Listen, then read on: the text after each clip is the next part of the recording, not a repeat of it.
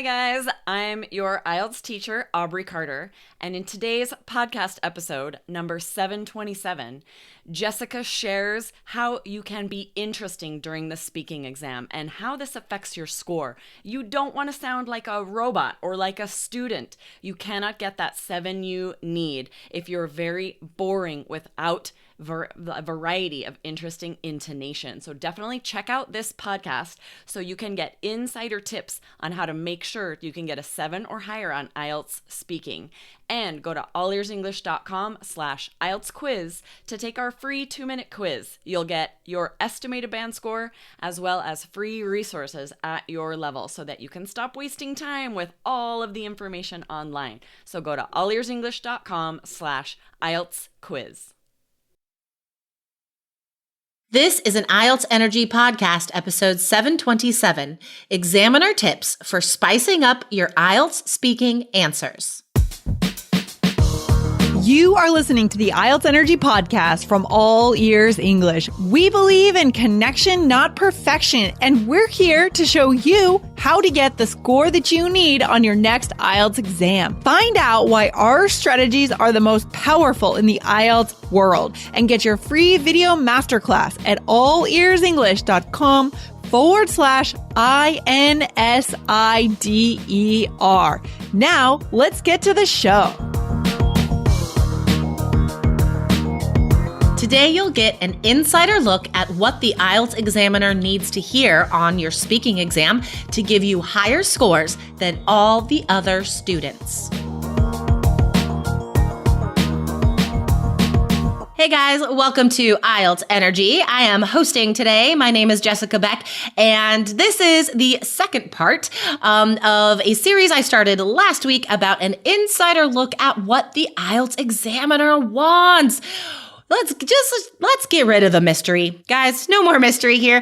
As you heard a few weeks ago, I was an IELTS examiner for 14 years. So I really wanted to do a couple episodes just to give you the highlights about stuff that you're not going to get in books or in most IELTS classes, what I learned from doing and grading thousands of exams over the years. So today we're going to focus on speaking. If you missed last week's episode about writing, go back and listen to that one as well. Okay. So here is just the overall general rule that you need to bring through and focus on your speaking exam. Be you.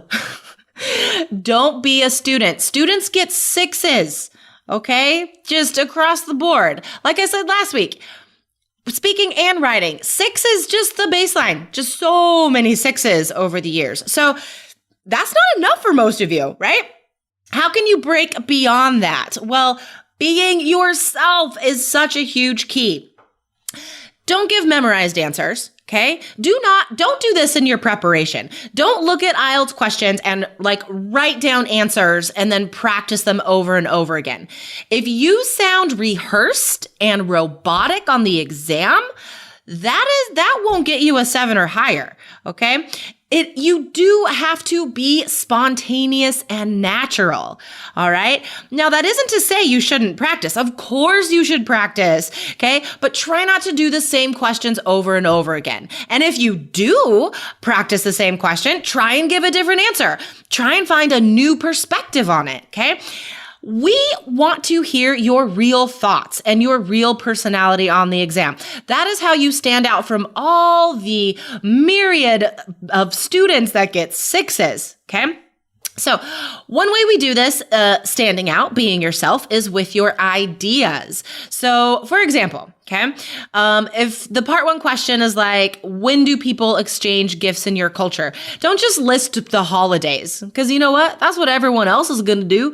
You can, but that's boring. And at least add something personal after that, right? So if I were answering this, I could give the normal answer, right? The same as any other country. A lot of countries, on birthdays and Christmas, but that's not enough. You have to add something to spice it up, to make it your own, okay? So then I could also add something like, and really, something I love about my culture and my family specifically is that you can give gifts at any time. Like you can give someone a present just to say, I'm thinking of you. You're in my thoughts. You're on my mind.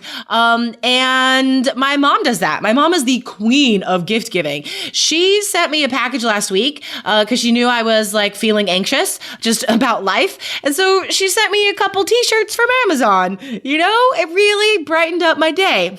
Okay. So whenever you can, guys, you need to share a piece of yourself in the answer. Okay. So that was an example for part 1. Now, what about part 2? Say, for instance, you have to describe a book you read or a movie you saw, something like that, right? Those topics are really common. You could start out just by listing the information, just like a lot of other students would. Give the title, maybe a couple cast members, some actor names, the genre. And then when you go into the story, right? We always ask you to tell a story in part 2. When you go into the story, don't just list events, but try to highlight moments that you really liked for any reason, or maybe that you didn't like for some reason, right? So you can introduce this with something like, ooh, and there was this one guy and he really stole the show because his character was so insane. And then, right, you could describe that guy, right? Also, guys, remember in part 2, give your opinion about the topic. Talk about how you feel about it. That is such an easy, authentic way to put yourself in the answer, okay? Hello, awesome listeners. I hope your day is going fabulously. If you are ready to commit yourself to getting the score you need on your next IELTS exam and be finished with IELTS, go to allearsenglish.com/basic and sign up for our 3-key system. Or if you want classes with me or a member of our team, go to allearsenglish.com/coach. Now, what about part 3? This isn't always possible in part 3 answers, right? Offering a bit of yourself in there, but it is possible in some of the answers. So for a couple of the answers, offer personal examples. Try to connect the topic to your life, your country, your city, your culture. Okay, guys, remember, put yourself in the answer. Okay. So another way that we stand out, that we are ourselves, is with our vocabulary. So don't use the same words that every other student uses, like the word convenient. I can't tell you. It would be literally impossible for me to tell you how many millions of times I have heard students on the speaking exam say their neighborhood or their town or whatever is convenient. Okay, so don't say that. Say handy. That's a lovely word. Also, guys, I don't like the phrase keen on. I know some native speakers still say it, but not a lot. It is more common in British English, I'll admit, but still, like, it's not interesting. And to be honest, like, it sounds kind of weird coming from a lot of students because it just doesn't sound natural. Guys, you need to use vocab that you like using. So find a verb instead of like and enjoy that you enjoy using, that is fun for you to say, right? Spice up your vocabulary. Come back to the blog, IELTS.allearsenglish.com. This is episode 727. I'll link to another episode we did about vocabulary that you can use instead of like and enjoy, because there are always speaking questions about that. Okay, so another way, guys, to spice it up and be yourself, avoid lists. Avoid boring facts. The population of my city is approximately 500,000. Like, if someone asks me to tell them about Portland, I don't tell them the population numbers, okay? So on that note, guys, really try to exploit what you do say, okay, by using that adverb-adjective combination. So don't just make a boring list like, my apartment has 2 rooms, 1 bathroom, a kitchen, a living room. Like, oh, so boring. It's conveniently located. Nobody talks like that, except like in a brochure or an advertisement. So don't just list the rooms in your home.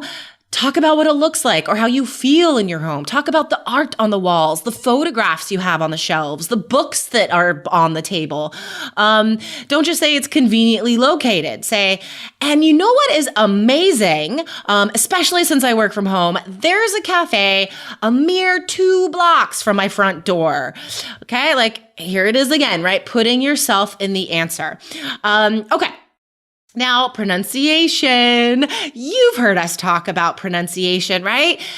Here's the thing that I really try and work on with my own students in 3 Keys IELTS is that we don't want to sound the same in every answer, okay? Don't use the same intonation when you're talking about a job and a movie and your best friend and global warming. Those are all completely different topics that are going to necessitate different expression from you, okay? And I also hear a lot of people use this intonation where it always rises at the end of sentences. It has this rhythm and intonation like da-da-da, da-da-da, and kind of like all the sentences sound like that. That's fine sometimes, right? But the key here is variation, all right? So a couple activities, guys. I've asked you to try to find native speakers to mimic. Let's add some activities to that. Record yourself speaking. Listen, can you identify emotions in your voice, right?